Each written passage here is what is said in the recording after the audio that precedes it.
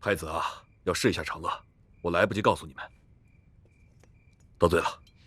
都是身不由己，不碍事。弄影姑娘年纪轻轻，武功如此了得，真称得上是女中豪杰。秦大哥过奖了，早就听小姐说过自己的哥哥有多厉害，没想到居然这么厉害。哎，毕竟迟长了那么几岁，老了，再过个几年可就比不上你了。秦大哥谦虚了。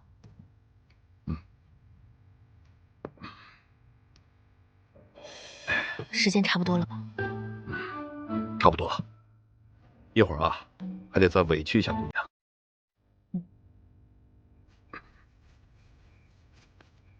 我之前说的，都记住了吧？秦大哥，请放心。多嘴了。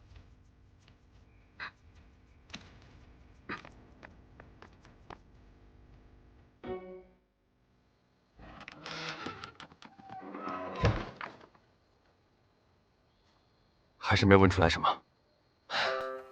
我就说了吧，玉瑶什么都不知道，到底想怎样？那就试试最后一个办法。我听说段家的击阔术对开锁很有研究，我们现在就看看他能不能在生死关头把锁打开。生死关头？假装生死。咱俩可说好了，玉瑶不能少一根头发死。好，依你。也不能给他留下心理阴影。哎呀，放心吧，我们这个计划很温和。按计划来。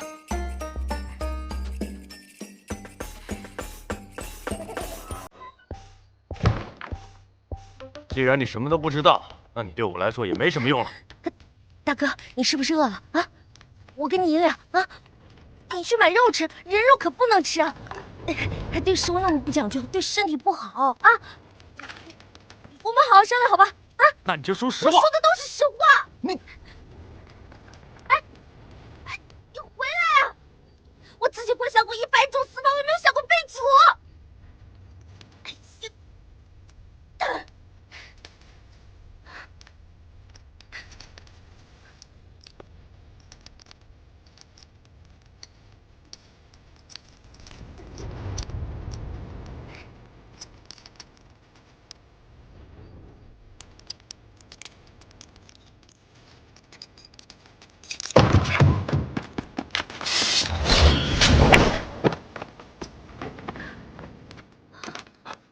属下就叫来。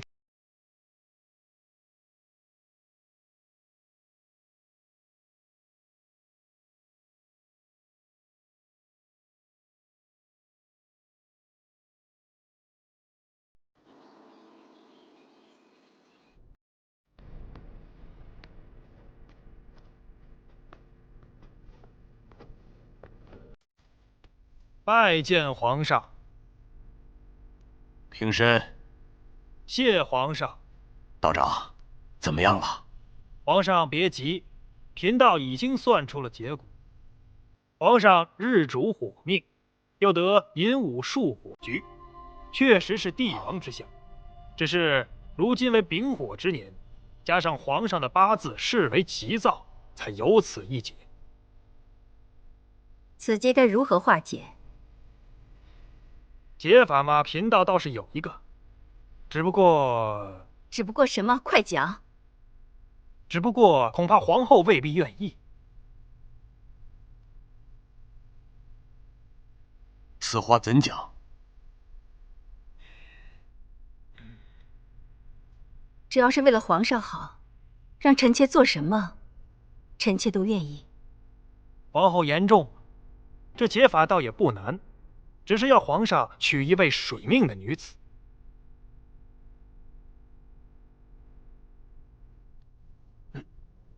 就这么简单？皇上为急躁之命，需要以水调节。这女子的湿气呢，是越重越好，最好是癸亥年亥月出生。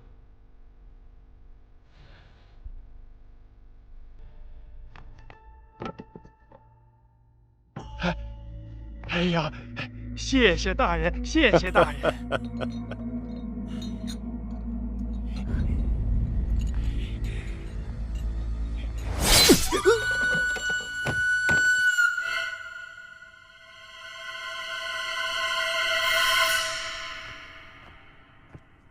太子殿下，公孙大人，有何吩咐？人在生死关头，最容易暴露自己的真实实力。一会儿等太子妃过来的时候，你就用刀砍她，记住，要砍到她脖子上。哎，不是让你真拿刀砍他脖子，就是假装砍他脖子，哎，反正不能让他受伤，注意点分寸。这个倒是没问题。那小人先去换身夜行衣，戴上面罩。不用，你就在这儿等着。啊？在这儿当着太子妃的面硬砍？硬砍。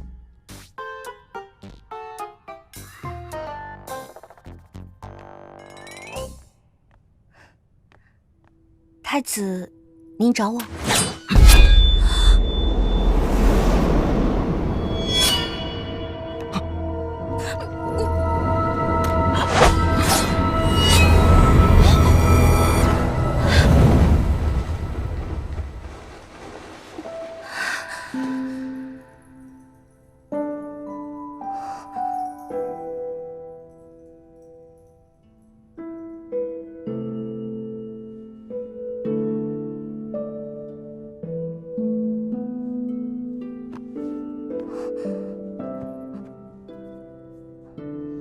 秦飞宇，你疯了！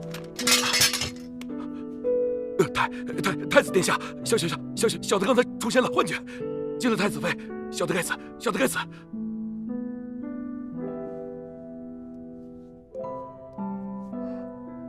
你现在扶太子妃回去休息，待会儿我再找你算账。是。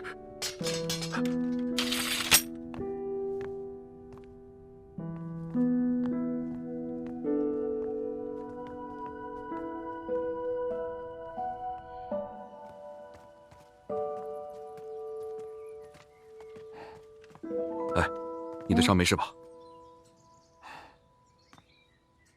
是太子又让你来试探我啊？是公孙大人，看来啊，上次我救了你，他们还是不放心。我刚才啊，好担心你会出手反抗，不过还好。去，我相信秦大哥不会伤害我的。公孙墨，这下你能放过刘玉瑶了吗？啊？好了，可能是我想多了，简直多此一举。哎，你干嘛去？还能干嘛去啊？你把人吓着了，我得哄哄啊。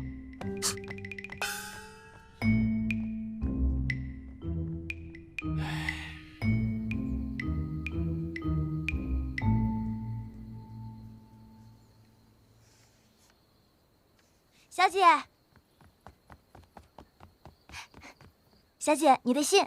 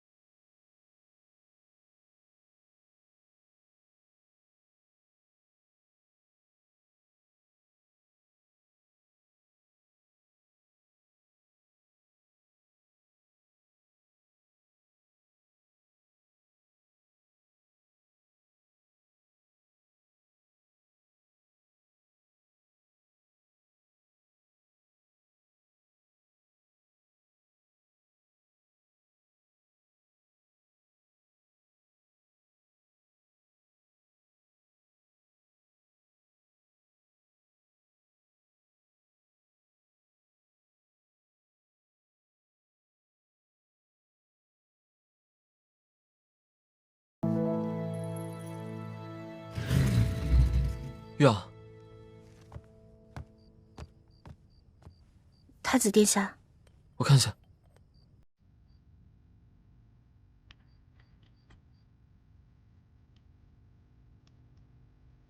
你忍一下。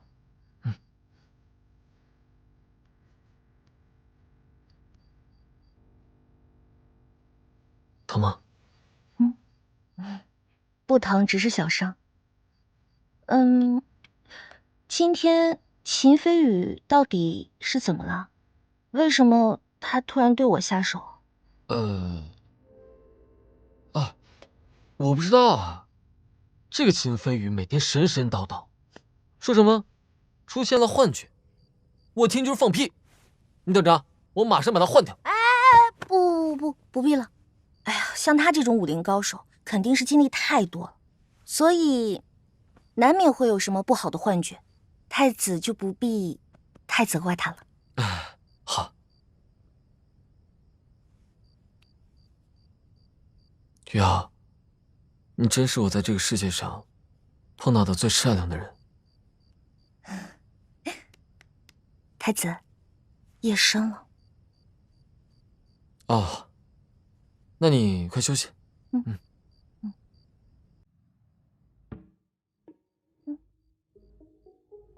啊，你睡你的，我就在这儿陪你一会儿。不是，这哪成啊？你猜着我怎么睡得着？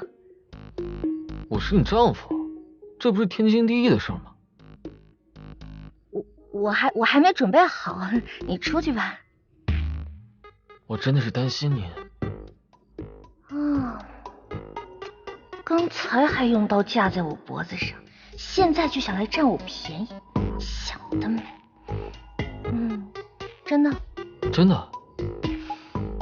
好，如果你真的放心不下我，那你可以坐在那个桌子上，守我一整夜。啊？这……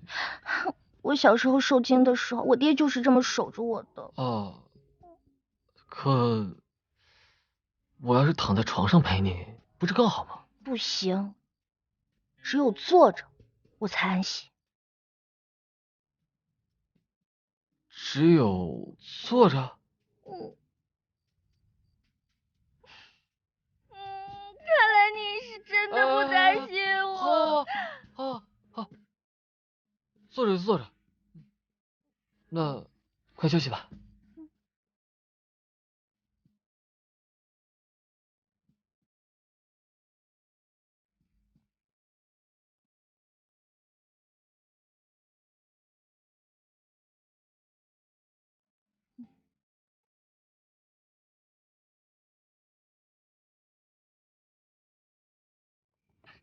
客官，就来了。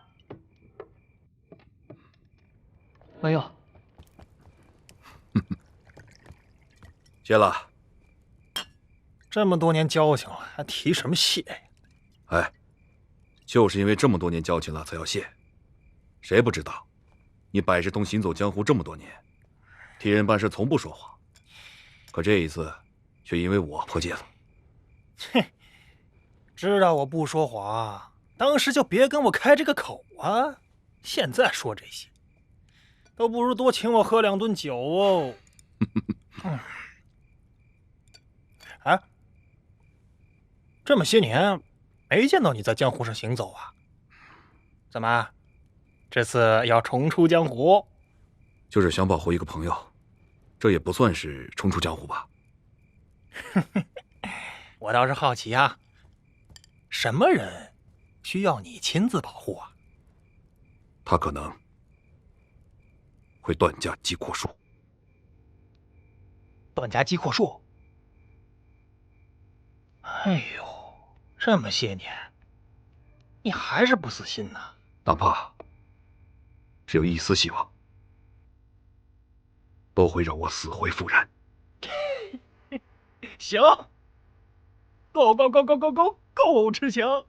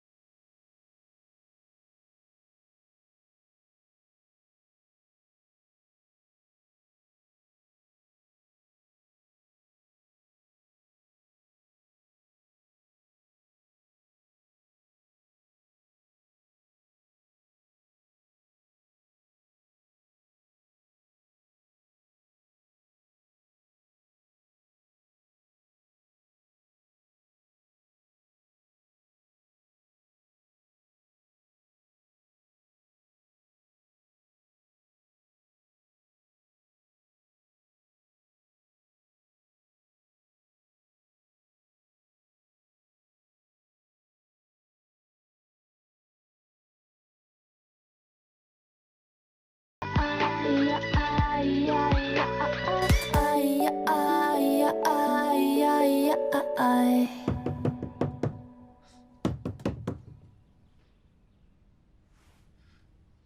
谁？太子殿下。嘘，太子殿下，皇上急着召您进宫。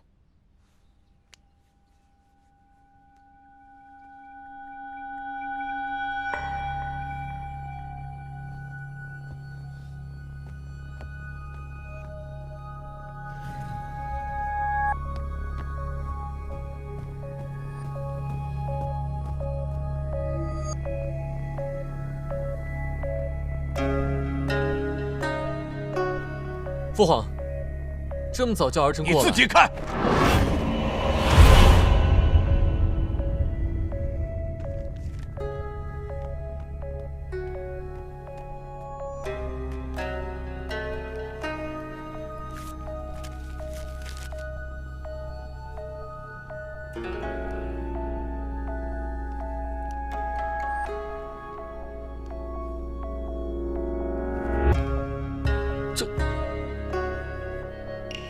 臣也有罪，臣保管不力，没能保住皇上御赐的紫金花瓶，让贼人得手，恳请皇上责罚。两位爱卿，请起。堂堂的相国府都能丢东西，下一个丢东西的地方，是不是我们皇宫了？你告诉朕，你这个大理寺卿是怎么做的？父皇息怒，是儿臣失职，还请父皇责罚。虽然盗贼可恶，你诈降混淆视听，但是你放松警惕，让山贼有机可乘，这也是失职。皇上，那个飞贼实在是诡计多端，难以抓捕。太子偶有失误，也在所难免。臣的意见，要不就小敲责罚一下。那刘相国，你认为怎么罚比较好？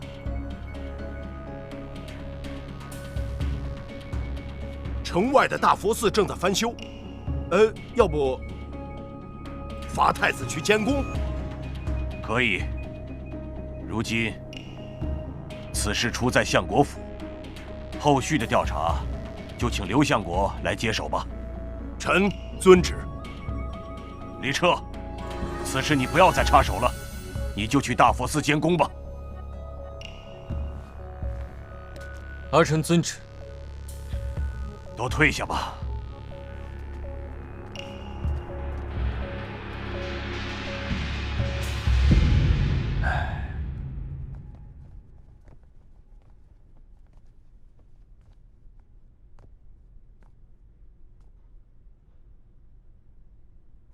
皇上，这几天接连的出事，看来当初那个道士所说的话，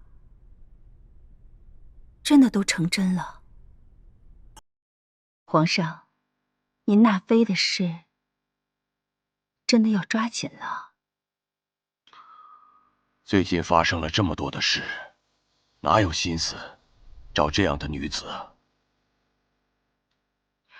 皇上国务繁忙，这种寻人的事，不如就交给臣妾办吧。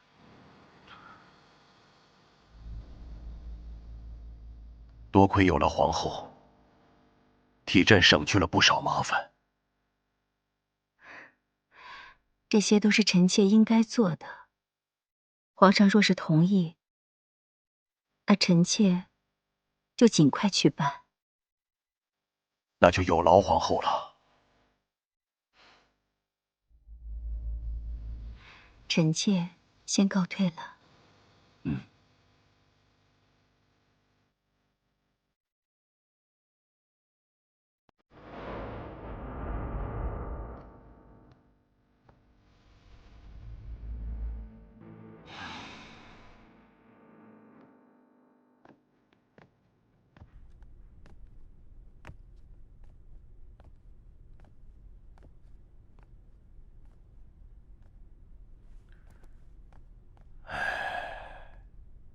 皇上，您不要再过分烦心了，那个飞贼一定会被捉到的。朕烦的倒不是这个。皇上担心的可是太子殿下。是。彻儿自幼就是朕和玉君的心头肉，也不知他能不能懂朕的一片苦心。皇上考虑太子殿下甚多，沈皇后若是泉下有知，也会宽慰的呀。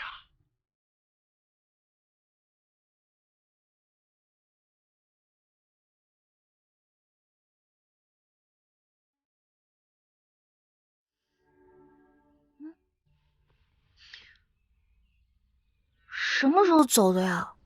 我怎么一点都不知道？切，还说什么守着我一夜，死骗子！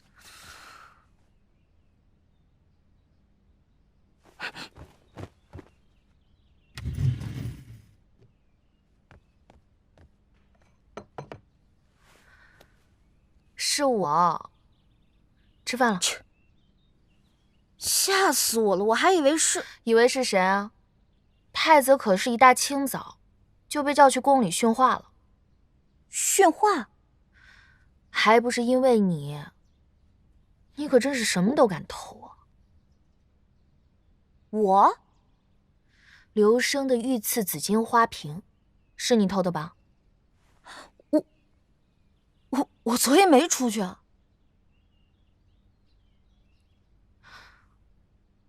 既然你什么都没偷，那就是有人借你的名头了。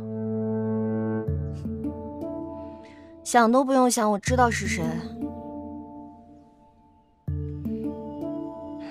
这太子妃才刚解除嫌疑，盗窃案又发生了，这也太巧了吧？我也觉得，此事一定与太子妃有关。上次在靶场，臣亲眼看到太子妃用太子的弓射了一箭，而且是正中靶心。这次跟玉阳没有关系。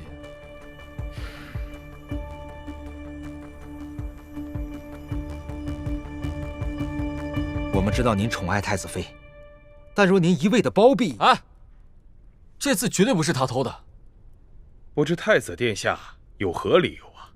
是啊，如今这么多老臣都在这儿，不能仅凭您的一句话就能证明他的清白。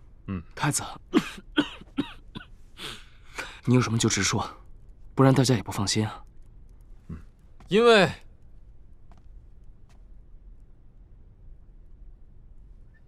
我昨天在他房间里。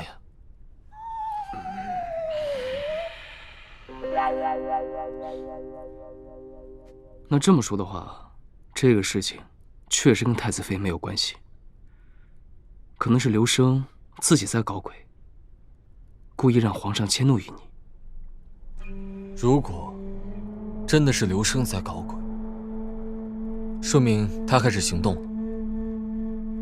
我要赶紧通知外公才行。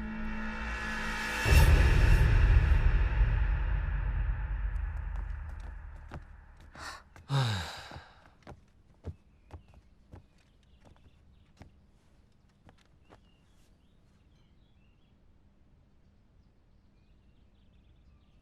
又被父皇骂了。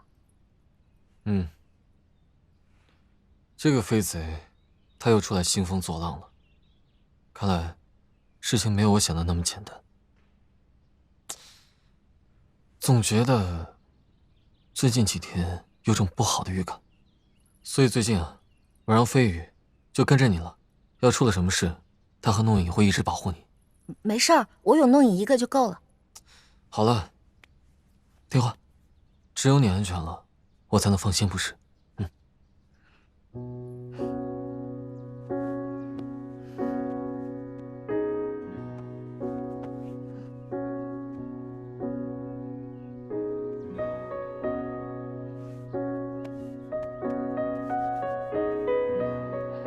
这个飞贼肯定会遭报应的。你说什么？没什么。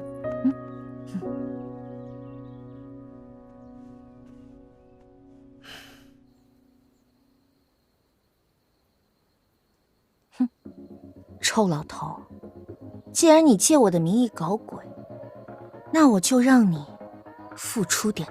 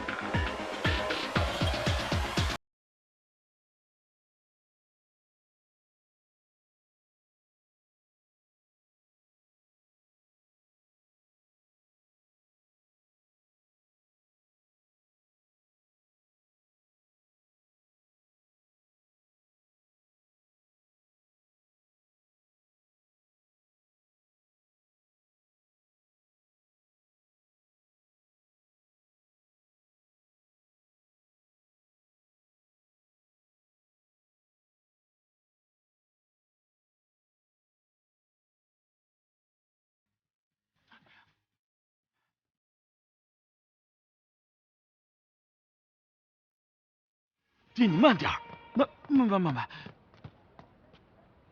哎呀，我的汉白玉壶啊，我的紫金鲨鱼壶啊，这都是我的宝贝呀！是。哎，这好像是个什么字儿啊？爹，这好像是。呸！还呸！谁干的？给我找出来！我要把他千刀万剐！哎呀，气死我了！爹，气死我了！您别生气，再把身子气坏了。爹，哎呀，来呀，还有一个完整的啊，还有完整的，的，赶快去！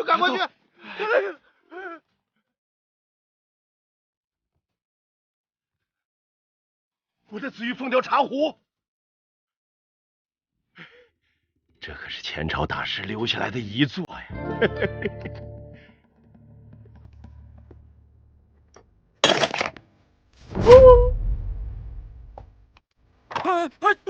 老爷，爹，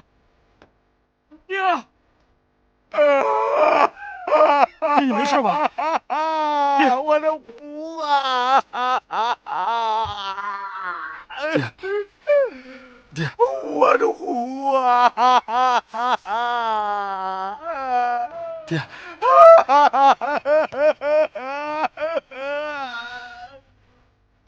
慢点。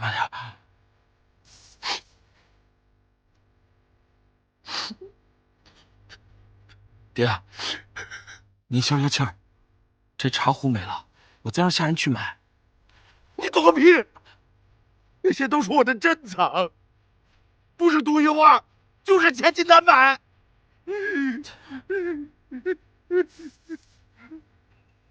爹，大叔，从此以后不要再给我提茶壶。哎，爹，这茶，这盒子里有封信，你看。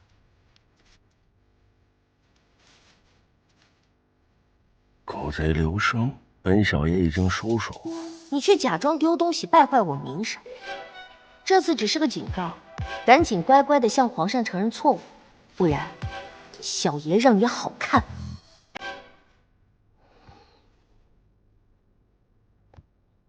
没想到李彻手下有如此的异人。爹，您怎么知道此人是李彻的手下？哼，嘴上说自己是毛贼，实则迫使我向皇上主动承认，花瓶是我自己藏起来的。除了李彻，谁还能有此等要求？父亲分析的有道理。现在太子府有个能够随意出入我府的能人，这对我们来说威胁实在是太大了。今天幸亏水里放的是盐，如果放的是毒，我们早就死了。不行，这次太子出去监宫，无论如何要找个机会杀了他。放心吧，爹，我会安排好的。去把弄影找来，我有事跟他说。是。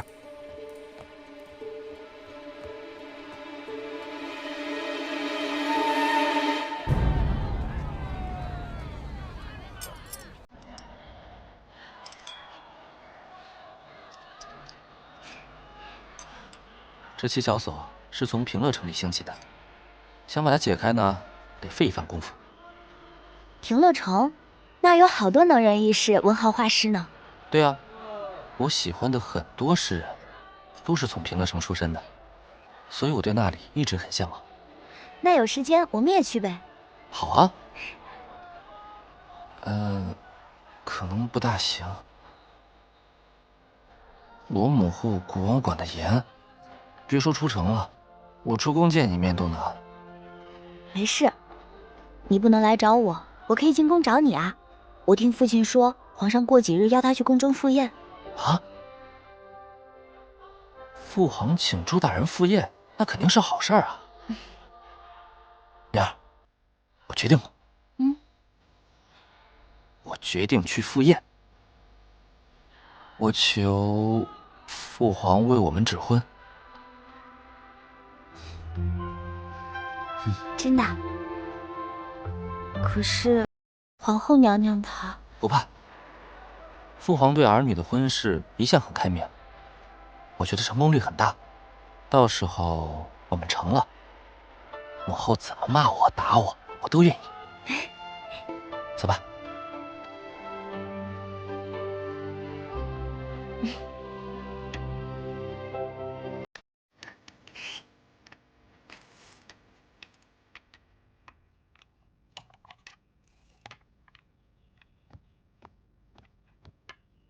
刘生说要找我，你昨天是不是干什么了？没有啊，我就是在他的水缸里加了点盐，桌子椅子上放了一些搞破坏的小机关，然后把他的茶壶全给毁了。你是说他茶室里的那些茶壶，都毁了？你知不知道那可是他的宝贝啊？不就是茶壶嘛，有什么可宝贝的？这些他可收集了大半辈子，别人连碰都不敢碰。那就说明我歪打正着了，答对了。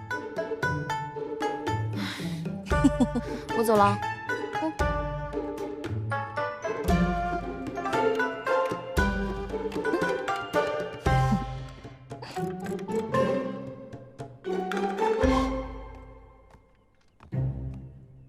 老爷。长乐最近怎么样了？还是老样子，每天陪在太子身边，偶尔出去玩玩。我听说太子最近招了一个侍卫，你见过吗？见过，虽然没有和他交过手，不过看他的样子，武功不高，不足为虑。太子明天就要出城监工了，是否准备妥当？行程如何？底下的下人都已经收拾好了，明日辰时出发，到时候会有守卫陪在太子身边出城。途中会经过乘风驿站和墨运客栈，太子会在客栈短暂休息，估计午时便可到达。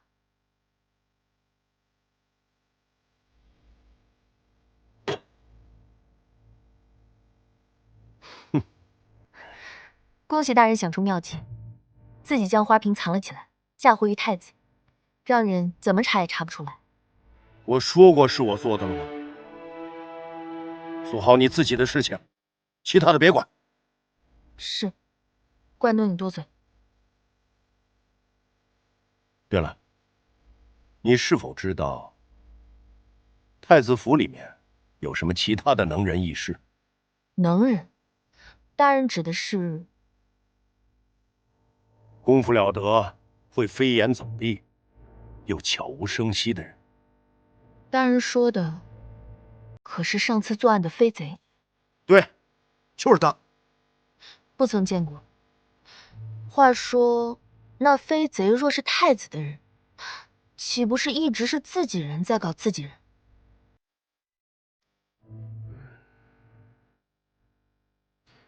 那明天，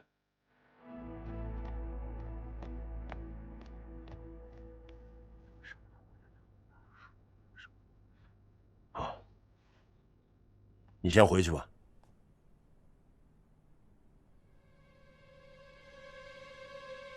还不走？是。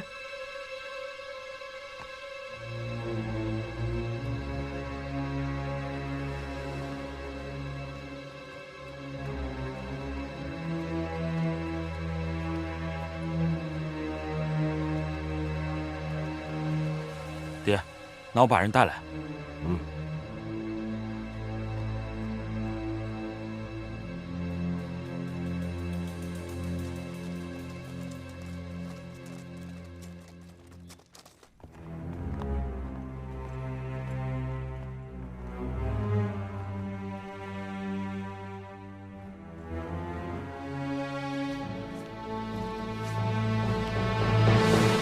相国大人，谢大人这段时间辛苦了。不知太子明日的行程如何？太子辰时出发，路上会路过乘风驿站，然后到墨运客栈休息片刻，便继续出发，午时左右便可到达。弄影这丫头还算识相，没骗我。谢大人，明天我想趁太子出城之际，找个机会杀了他。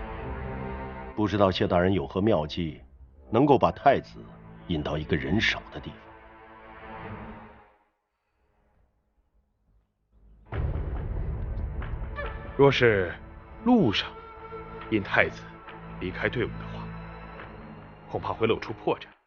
属下建议，等太子到了大佛寺，再做行动。太子做事认真严谨，容不得一丝马虎，所以我们不妨这样。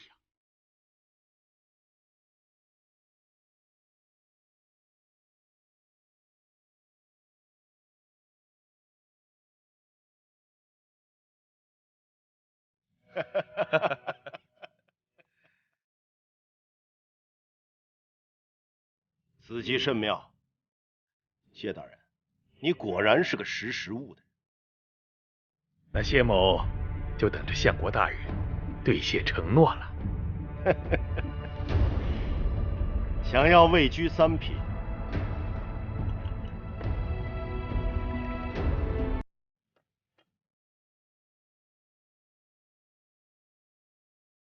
这有何难？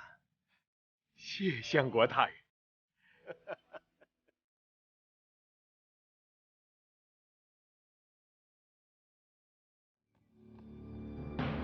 咱子，爹去找些武以高强的杀手到大佛寺待命，要最不怕死的。最不怕死，随身携带毒药，若是失败，马上服毒自尽，不管成与不成。若是失手死了，每人家眷可以再得黄金100两。是。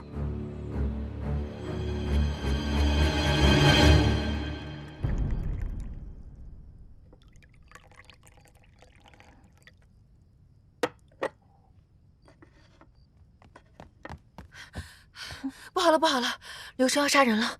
杀谁？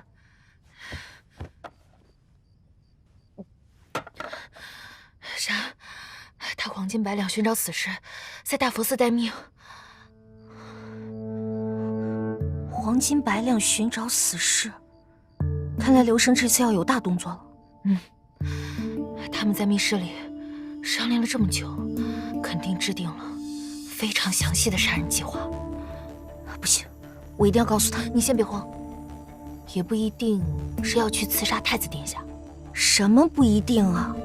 都在大佛寺待命了，不是他还能是谁？你之前不是还一直生着气，说他算计你、试探你，又不相信你的，怎么现在倒是紧张起来了？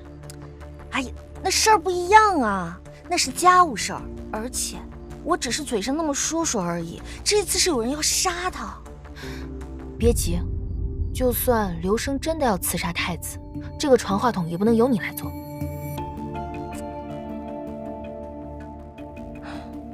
哎，我没有出府，要不你告诉他。我啊，也可以，但是太子不一定会相信我吧？管不了那么多了，走。